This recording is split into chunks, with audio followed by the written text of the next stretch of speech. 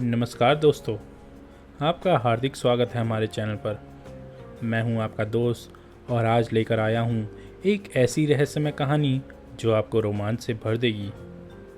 ये है महान जासूस शर्लक होम्स की एक अद्भुत कहानी, 3 गैरी डेप का रहस्य। इस कहानी में आपको मिलेगा धोखा, झूठ, लालच और एक ऐसा अपराधी जो बहुत ही चतुराई से अपना जाल बिछाता है। क्या होगा जब एक अजनबी आदमी लाखों रुपए का लालच देकर लोगों को अपने झांसे में फंसाएगा? क्या शर्लक होम्स उसकी चाल को समझ पाएगा? तो दोस्तों, सुनिए ये दिलचस्प कहानी। लेकिन पहले अगर आप चैनल पर नए हैं तो चैनल को सब्सक्राइब करना ना भूलें। जून 1902 की बात है। लंदन में गर्मी का मौसम था। मैं डॉक्टर वॉटसन हूँ और मैं अपने अनोखे दोस्त शर्लक होम्स के साथ 221 बी बेकर स्ट्रीट पर रहता हूँ। उस दिन होम्स 3 दिन से बिस्तर पे था। ये उसकी आदत थी। कभी कभी वह दिनों तक सोचता रहता था। मैं अपने कमरे में बैठकर अखबार पढ़ रहा था। अचानक सुबह 9 बजे होम्स अपने कमरे से बाहर आया। उसके हाथ में एक लंबा कागज़ था और उसकी भूरी आंखों में एक अजीब चमक थी। अरे वॉटसन, वह बोला, तुम्हारे लिए पैसे कमाने का शानदार मौका है। मैंने चाय का प्याला मेज पर रखकर उसकी तरफ देखा। क्या मतलब है होम्स? बताओ तो, बताओ, क्या तुमने कभी गैरी डेप नाम सुना है? उसने मुस्कुराते हुए पूछा।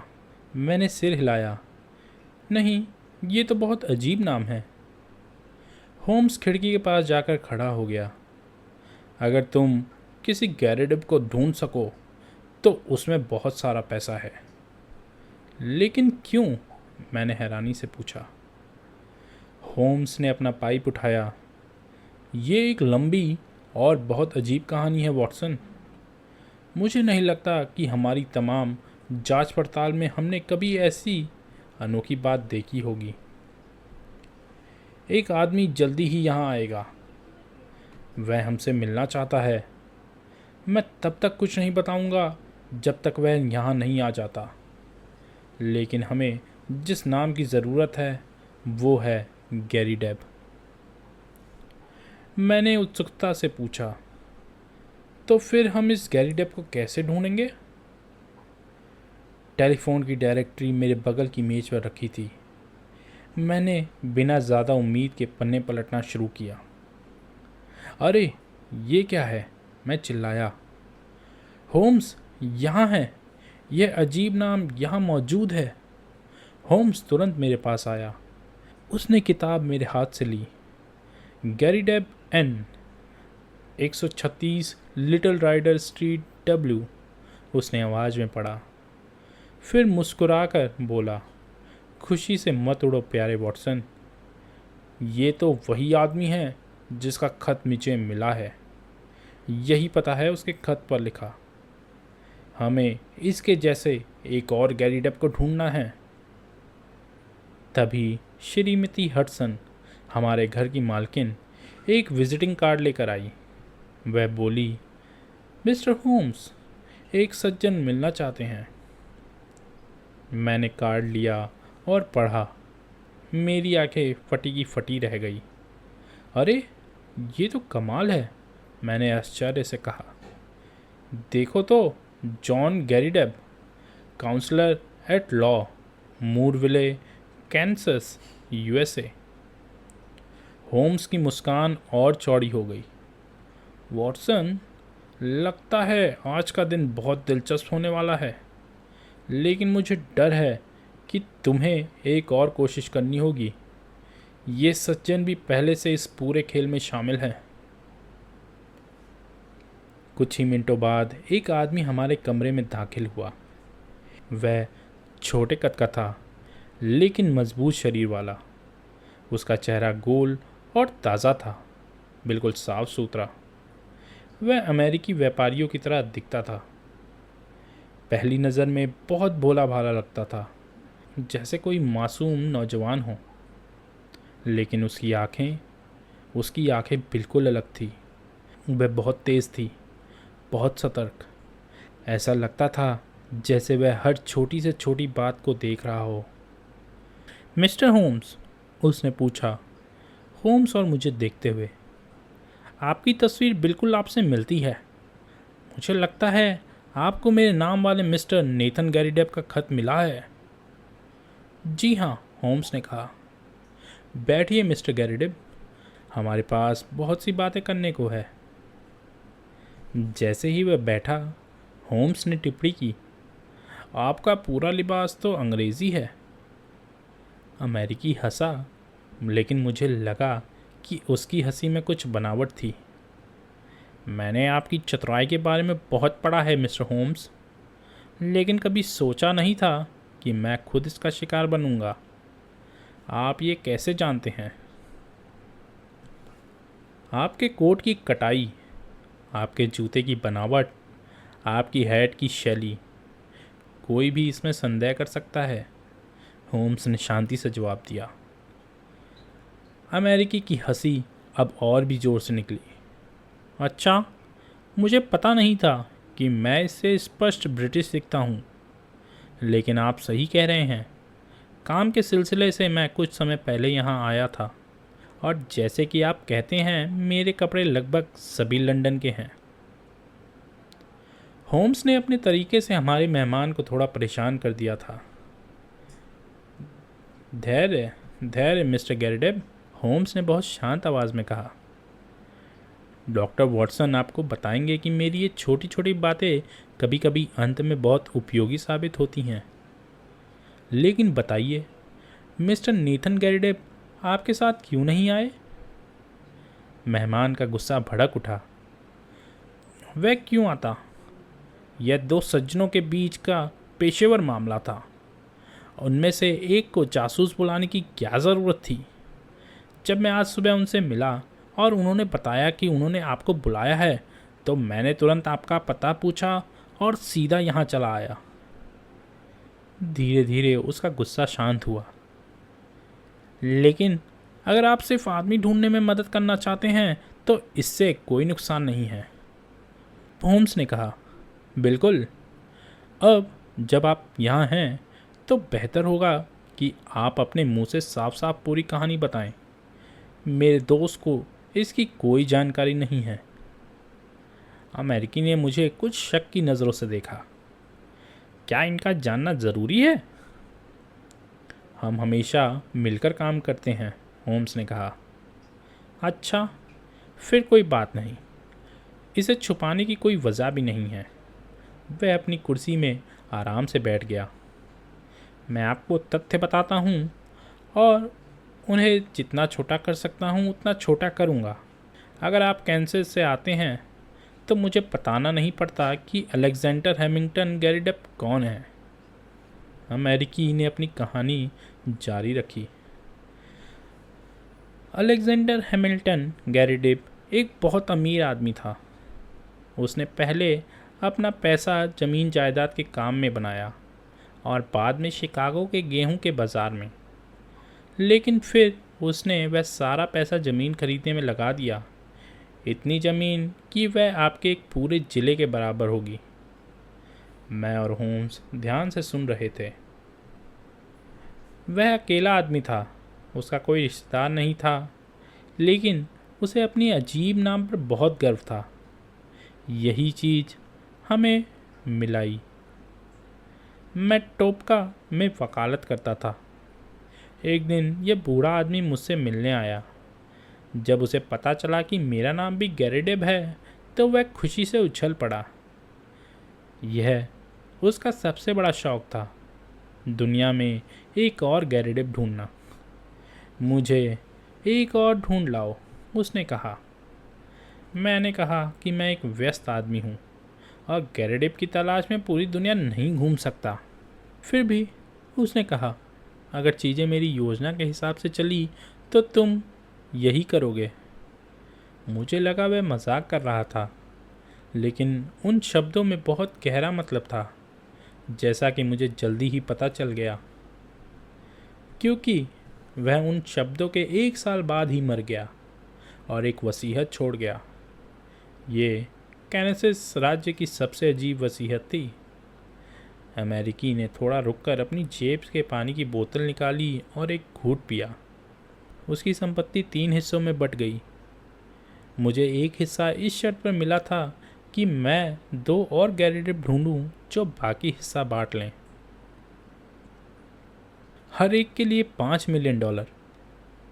लेकिन हम तब तक इसे छू नहीं सकते जब तक हम तीनों एक साथ एक पंक्ति में ना खड़े हों। मेरी सांस फूलने लगी। $5 मिलियन, ये तो करोड़ों रुपए होते हैं।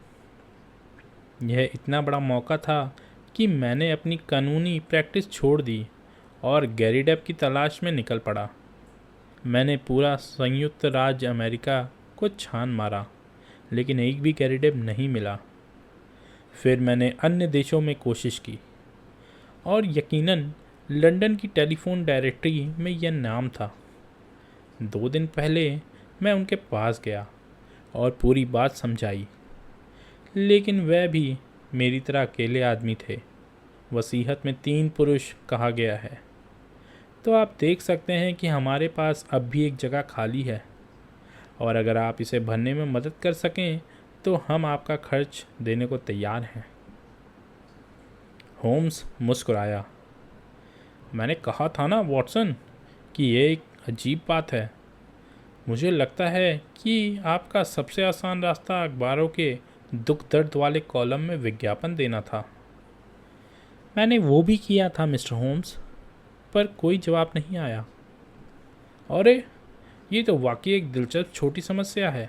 मैं फुर्सत में इस पर नज़र डाल सकता हूँ। इस आश्वासन के साथ हमारे अमेरिकी मेहमान ने अदब से हमसे विदा ली और चला गया। जैसे ही दरवाज़ा बंद हुआ, होम्स ने पाइप जलाया और अपनी कुर्सी में धंस गया। उसके चेहरे पे एक अजीब सी मुस्कान थी। क्या बात है होम्स? मैंने आखिर पूछा। मैं सोच रहा हूँ वॉटसन, बस सोच रहा हूँ। किस बारे में? होम्स ने पाइप मुंह से निकाला और गंभीरता से बोला। मैं सोच रहा था वॉटसन कि आखिर इस आदमी का मकसद क्या हो सकता है हमसे ऐसे झूठ का पहाड़ कहने में। मैंने उससे ये सीधा पूछने के बारे में सोचा, क्योंकि कभी कभी सीधा हमला सबसे अच्छी नीति होती है। लेकिन मैंने बेहतर समझा कि उसे लगने दूं कि उसने हमें बेवकूफ़ बनाया है। होम्स, क्या तुमको लगता है कि वह झूठ बोल रहा है? होम्स खड़ा हुआ और कमरे में टहलने लगा। देखो वॉटसन, यहाँ एक आदमी है जिसका अंग्रेजी कोट कोनी से फटा हुआ है और पतलून घुटने से 1 साल के पहनने से ढीली हो गई है। फिर भी अपने दस्तावेज़ और अपने ही कहने के मुताबिक वह एक प्रांतीय अमेरिकी है और जो हाल ही में लंदन आया है। वह खिड़की के पास जाकर खड़ा हो गया। दूसरी बात, उन दुख दर्द के कॉलम में कोई विज्ञापन नहीं दिया गया है। तुम जानते हो कि मैं वहाँ कुछ भी नहीं छोड़ता। वह शिकार के लिए मेरी पसंदीदा छुपने की जगह है और कभी भी ऐसे बड़े शिकार को नज़रअंदाज नहीं करता। तीसरी बात, मैंने कभी टोपके के डॉक्टर लाइसेंडर स्टार्क को नहीं जाना।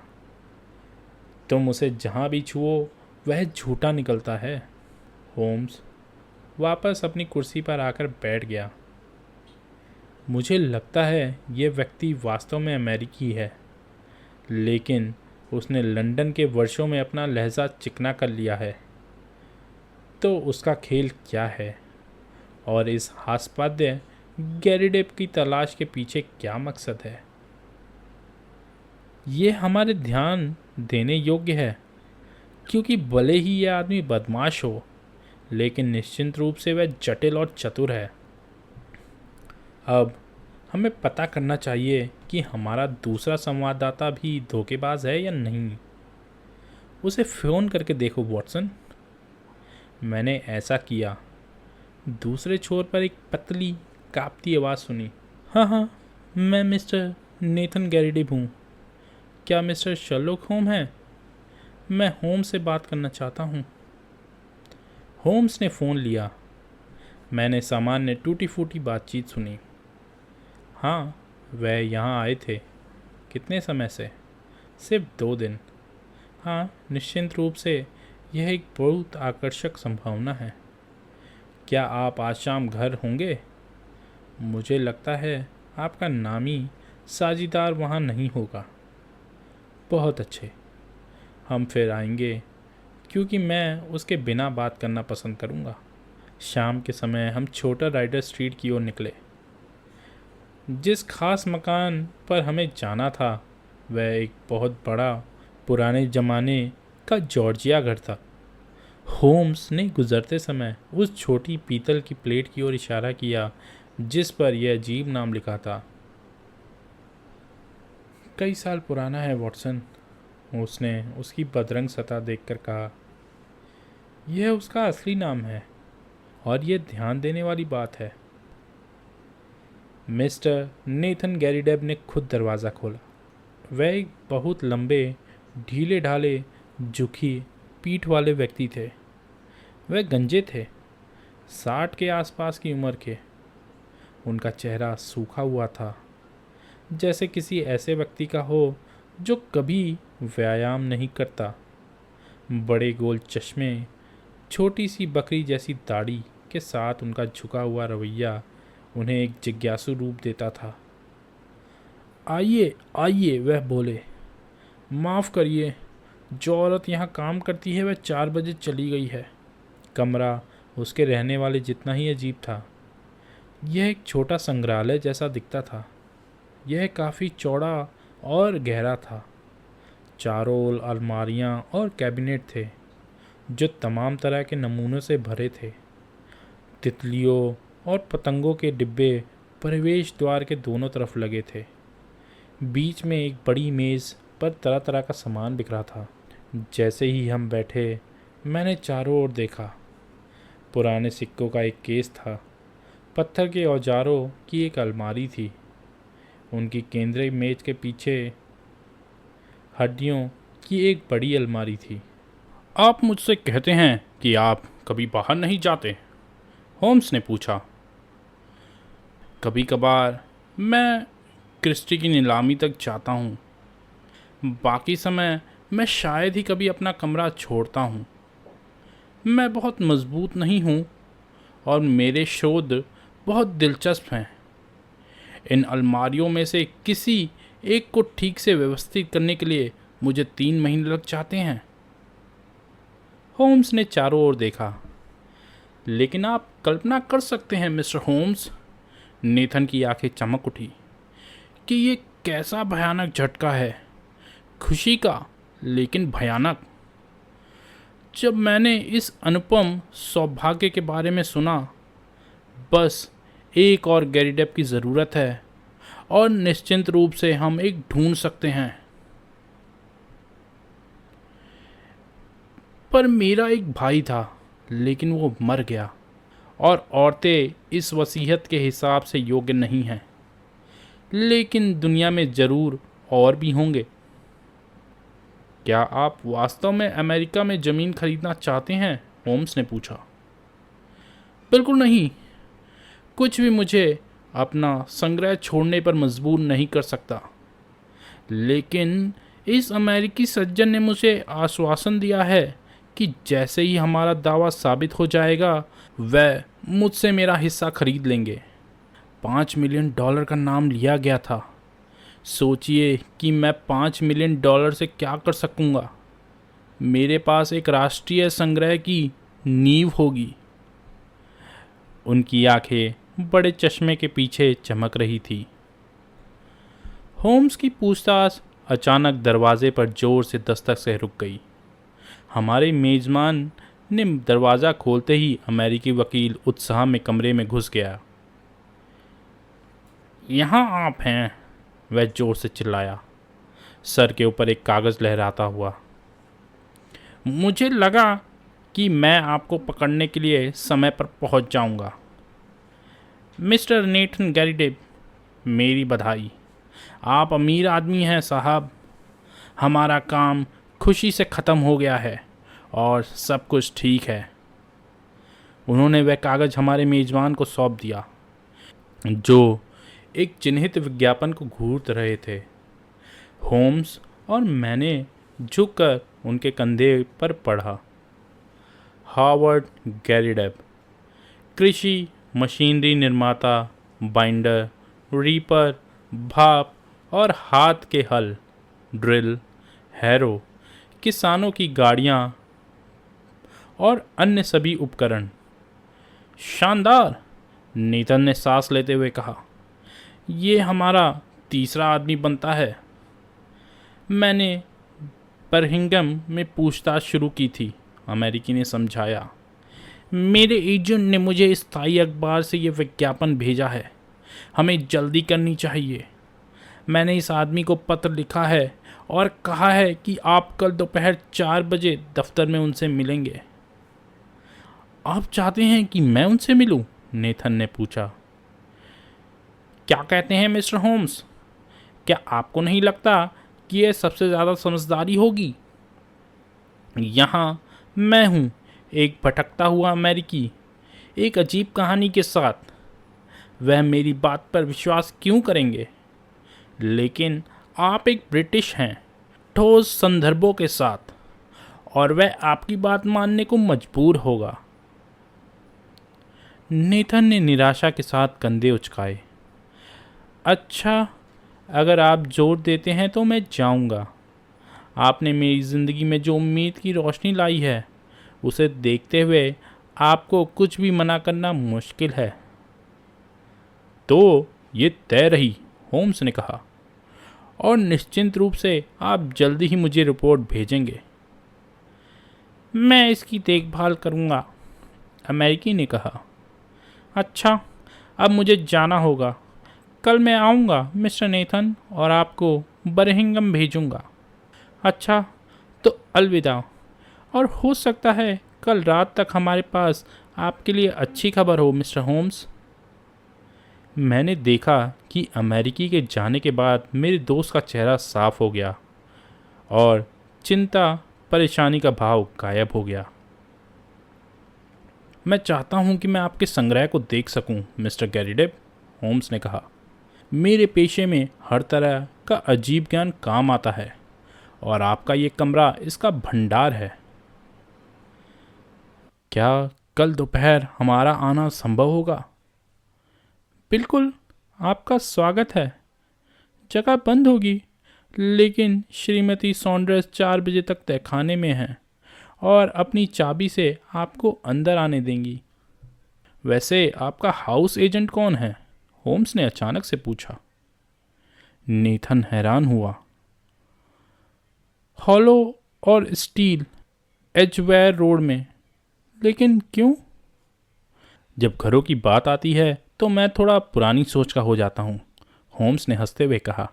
हाउस एजेंट का दफ्तर दिन के लिए बंद था, इसीलिए हमने बेकर स्ट्रीट वापस जाने का रास्ता लिया। रात के खाने के बाद तक होम्स ने इस विषय पर बात नहीं की। हमारी छोटी समस्या अंत के करीब पहुंच चुकी थी। क्या तुमने उस विज्ञापन में कुछ अजीब नहीं देखा? होम्स ने अचानक पूछा। मैंने देखा कि हल शब्द गलत लिखा गया था। ओह, तुमने वो देखा? अरे वॉटसन, अब तुम सुधर रहे हो। हाँ, ये गलत अंग्रेजी थी, लेकिन सही अमेरिकी। प्रिंटर ने इसे जैसा मिला वैसे ही छापा। फिर बैकबोर्ड, यह भी अमेरिकी शब्द है, और अर्जेंटाइन कुएं उनके यहाँ हमारे यहाँ से ज़्यादा आम है। ये एक विशिष्ट अमेरिकी विज्ञापन था, लेकिन अंग्रेज़ी कंपनी को बताकर छापा गया। इसका क्या मतलब निकालते हैं? अगली सुबह होम्स जल्दी उठकर बाहर चला गया। जब वह दोपहर के खाने के समय लौटा तो मैंने देखा उसका चेहरा बहुत गंभीर था। यह मेरी उम्मीद से भी ज़्यादा गंभीर मामला है वॉटसन, उसने कहा। यह तुमको बताना उचित है, हालांकि मुझे पता है कि यह तुम्हारे लिए खतरे में सिर डालने का एक और कारण होगा। अच्छा, ये पहला नहीं है जिसे हमने साझा किया है होम्स। मुझे उम्मीद है कि ये आखिरी भी नहीं होगा। इस बार क्या खास खतरा है? हमारा सामना एक बहुत कठिन केस से है। मैंने Mr John Garrideb, counsellor at law, की पहचान कर ली है।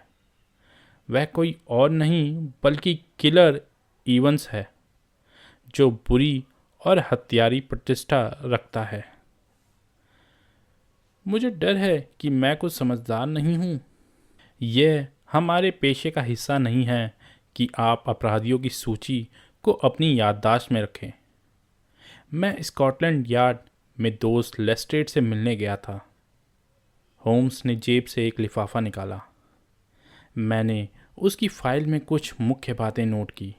उम्र 44, शिकागो का मूल निवासी, अमेरिका में 3 आदमियों को गोली मारने के लिए जाना जाता है, राजनीतिक प्रभाव से जेल से भागा, 1890 में लंदन आया, 2 साल बाद जनवरी में वाटरलू रोड के एक नाइट क्लब में ताश के खेल को लेकर एक आदमी को गोली मारी। आदमी मर गया, लेकिन ये दिखा गया कि झगड़े में पहल उसी की थी। मृत व्यक्ति की पहचान रॉजर प्रेस्कॉट के रूप में हुई, जो शिकागो में जालसाज और नकली सिक्के बनाने के लिए प्रसिद्ध था। किलर इवेंस 1901 में रिहा हुआ, तब से पुलिस की निगरानी में है, लेकिन जहाँ तक पता है ईमानदार जीवन जी रहा है। बहुत खतरनाक आदमी है, आमतौर पर हथियार रखता है और उनका इस्तेमाल करने के लिए तैयार रहता है। लेकिन उसका खेल क्या है होम्स? मैं हाउस एजेंट के पास गया था। हमारे नेथन गैरिडेब, जैसे कि उन्होंने हमें बताया, 5 साल से उस मकान में है। उससे पहले 1 साल तक वह खाली था। पिछला किराएदार वॉल्ड्रन नाम का एक सज्जन था। वॉल्ड्रन का चेहरा दफ्तर में अच्छी तरह याद था। वह अचानक गायब हो गया और उसके बारे में कुछ और नहीं सुना। वह एक लंबा दाढ़ी वाला आदमी था जिसके बहुत काले बाल थे। जब प्रेस्कॉट, जिसे किलर इवेंस ने गोली मारी थी, स्कॉटलैंड यार्ड के अनुसार एक लंबा काला आदमी था जिसकी दाढ़ी थी। काम की परिकल्पना के रूप में मुझे लगता है कि हम ये मान सकते हैं कि प्रेस्कॉट अमेरिकी अपराधी उस कमरे में रहता था जिसे हमारे निर्दोष दोस्त अब अपना संग्रहालय के लिए इस्तेमाल करते हैं। और अगली कड़ी उसकी हमें जाकर तलाश करनी होगी। होम्स ने दराज से एक रिवॉल्वर निकाली और मुझे दिया। मेरे पास मेरा पुराना साथी है।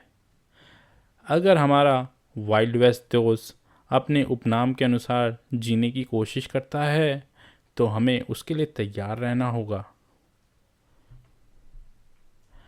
4 बजे थे जब हम नेथन गैरिडेब के अजीब अपार्टमेंट पहुंचे। श्रीमती सॉन्डर्स देखभाल करने वाली जाने वाली थी, लेकिन उन्होंने हमें अंदर आने में कोई हिचक नहीं दिखाई।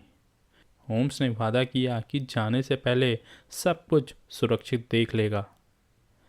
कुछ देर बाद बाहरी दरवाज़ा बंद हुआ। उनकी हैट खिड़की के सामने से गुजरी और हमें पता चल गया कि हम घर की निचली मंजिल पे अकेले हैं। होम्स ने पूरे परिसर की तेज़ी से जांच की। एक अंधेरे कोने में एक अलमारी थी जो दीवार से थोड़ी बाहर थी। हम आखिर उसके पीछे छुप गए। होम्स ने फुसफुसाहट में अपने इरादे बताए। वह हमारे प्यारे दोस्त को उनके कमरे से बाहर निकालना चाहता था। यह बिल्कुल साफ था, और चूंकि ये कलेक्टर कभी बाहर नहीं जाता, इसके लिए कुछ योजना की ज़रूरत थी। यह पूरा गैरिडेब का आविष्कार स्पष्ट रूप से उसी उद्देश्य के लिए था। मुझे कहना चाहिए वॉटसन कि इसमें एक निश्चित शैतानी चतुराई है। भले ही किराएदार के अजीब नाम से उसे एक ऐसा मौका दिया जिसकी वह शायद उम्मीद कर सकता था। उसने अपना जाल बहुत ही चतुराई से बुना है, लेकिन वह चाहता क्या है? यही जानना तो हमारा काम है। जहां तक मैं स्थिति को समझ पा रहा हूं, इसका हमारे नेतन से कोई लेना देना नहीं है। यह उस आदमी से जुड़ा कुछ है जिसे उसने मारा था। वह आदमी जो हो सकता है उसका अपराध में साझीदार हो। वह घड़ी ज़्यादा देर तक नहीं चली। हमने भारी दरवाज़ा खुलने और बंद होने की आवाज़ सुनी। फिर चाबी की तेज धातुई आवाज़ आई और अमेरिकी कमरे में था। उसने अपने पीछे दरवाज़ा धीमे से बंद किया, चारों ओर नज़र डाली कि सब कुछ सुरक्षित है। अपना ओवरकोट उतारा और बीच की मेज़ की ओर तेजी से बढ़ा। वह ठीक वैसा व्यक्ति था जो जानता था कि उसे क्या करना है और कैसे। उसने मेज़ को एक तरफ ढकेला, उस पर बिछे कालीन को फाड़ दिया, इसे पूरी तरह वापस मोड़ दिया और फिर अपनी अंदरूनी जेब से एक छोटा सा औजार निकाला और घुटना टेक कर फर्श पर जोर से काम करने लगा। कुछ देर बाद हमने स्लाइडिंग बोर्ड की आवाज़ सुनी और एक पल बाद तख्तों में एक छोटा छेद खुल गया। किलर इवंस ने एक माचिस जलाकर मोमबत्ती का टुकड़ा जलाया और हमारी नज़रों से गायब हो गया। यही समय है, होम्स ने मेरी कलाई छूकर संकेत दिया। हम दोनों खुले ट्रैपडोर की ओर चुपचाप बढ़े। हालांकि हम बहुत धीरे चल रहे थे, फिर भी पुराने फर्श में हमारे पैरों के नीचे आवाज़ की होगी, क्योंकि हमारे अमेरिकी का सर चिंता से चारों ओर देखते हुए अचानक खुली जगह से निकला।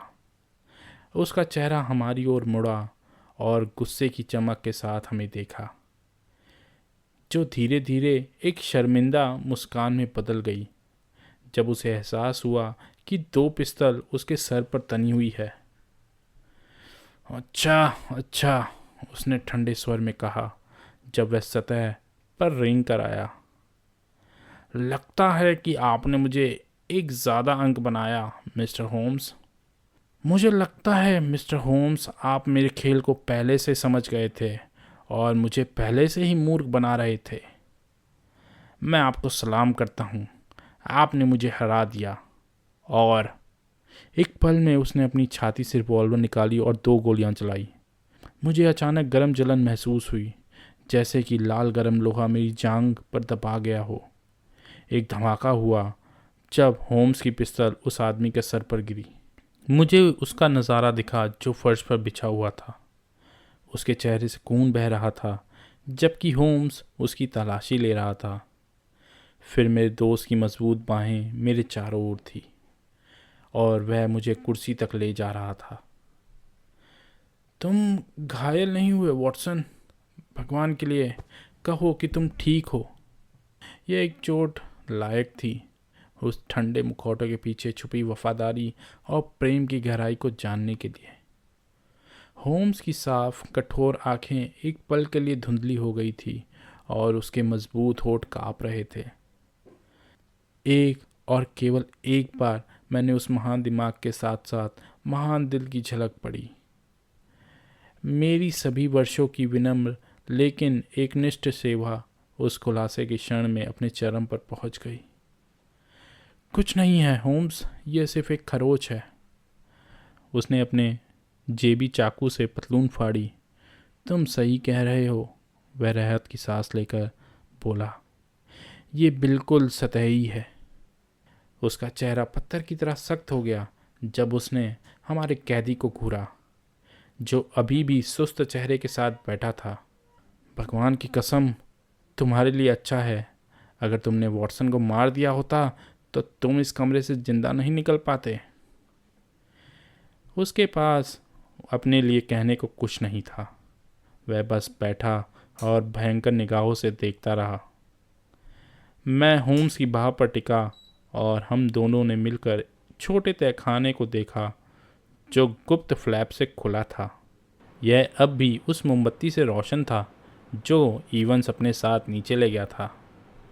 हमारी नज़रें जंग लगी मशीनरी के ढेर, कागज़ के बड़े रोल बोतलों की अव्यवस्था और एक छोटी मेज पर बड़ी कैरिन में सजाई गई छोटी गठरियों पर पड़ी। एक प्रिंटिंग प्रेस, एक जालसाज का पूरा सामान, होम्स ने कहा। हाँ, हमारे कैदी ने धीरे धीरे पैरों पर खड़े होकर और फिर कुर्सी में धंसते हुए कहा। लंदन का सबसे बड़ा जालसाज प्रेस्कॉट, यह उसकी मशीन है और मेज़ पर पड़ी वह गठरियाँ उसके बनाए 2000 नकली नोट हैं। हर एक की कीमत 100 पाउंड है और ये कहीं भी चल सकते हैं। आपने इस आदमी प्रेस्टोट को गोली मारी थी, है ना? हाँ, और इसके लिए मुझे 5 साल की सज़ा मिली। हालांकि पहले उसी ने बंदूक तानी थी। इवंस ने अपनी कहानी जारी रखी।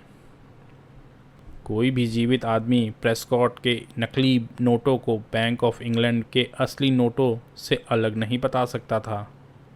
अगर मैंने उसे ख़त्म नहीं किया होता तो वह पूरे लंदन को नकली नोटों से भर देता। मैं दुनिया का अकेला आदमी था जो जानता था कि वह अपनी मशीन कहाँ छुपाता है। क्या आप हैरान हो सकते हैं कि मैं उस जगह तक पहुंचना चाहता था? हो सकता है मैं ज़्यादा समझदार होता अगर मैंने गैरेडिप को मार दिया होता। ये काफ़ी आसान होता, लेकिन मैं नरम दिल वाला आदमी हूँ जो तब तक गोली नहीं चलाता जब तक दूसरे आदमी के पास बंदूक ना हो। लेकिन कहिए मिस्टर होम्स, मैंने कुछ गलत किया? मैंने इस मशीन का इस्तेमाल नहीं किया है। मैंने इस बूढ़े को नुकसान नहीं पहुंचाया। आप मुझे किस बात में पकड़ते हैं? जहाँ तक मैं देख सकता हूँ, केवल हत्या की कोशिश, होम्स ने कहा। लेकिन यह हमारा काम नहीं है। इसे अगले चरण में संभाला जाएगा। फ़िलहाल हमें बस आपकी प्यारी हस्ती चाहिए थी। कृपया यार्ड को फ़ोन करो, वॉटसन। फिर पुलिस जल्दी आ गई। इवंस को हथकड़ी लगाकर ले जाया गया।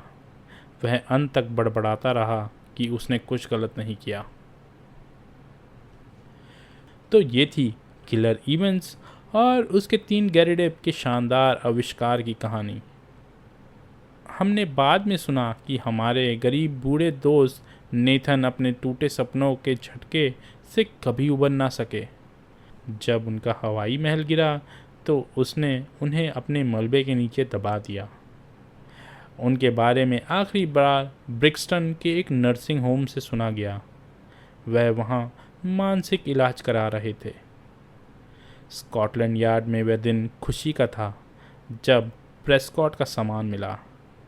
हालांकि वह जानते थे कि यह कहीं मौजूद है, लेकिन उस आदमी की मृत्यु के बाद कभी यह नहीं जान पाए कि वह कहाँ छुपाया है।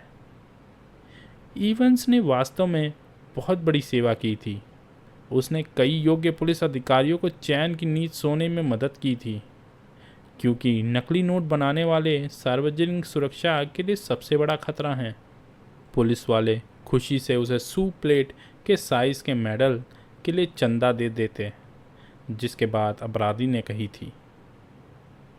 लेकिन न्यायाधीश ने इवंस के काम को अच्छा नहीं माना और किलर को वापस उन्हीं अंधेरे में भेज दिया जहां से वह निकला था। तो दोस्तों, ये थी शर्लॉक होम्स की एक और रोमांचक कहानी। कैसे एक चतुर अपराधी ने बड़ी चालाकी से एक जटिल योजना बनाई, लेकिन होम्स की तेज बुद्धि के सामने उसकी एक ना चली। ये कहानी हमें यह भी सिखाती है कि हमें अजनबियों को आग बंद करके भरोसा नहीं करना चाहिए, खासकर जब वह बहुत बड़े फ़ायदे का वादा कर रहे हों। तो दोस्तों, अगर आपको ये कहानी पसंद आई हो तो लाइक का बटन दबाना ना भूलें। कमेंट में बताइए कि आपको कौन सा हिस्सा ज़्यादा दिलचस्प लगा। चैनल को सब्सक्राइब करना ना भूलें ताकि आपको नई कहानियों की जानकारी मिलती रहे। तब तक के लिए अलविदा।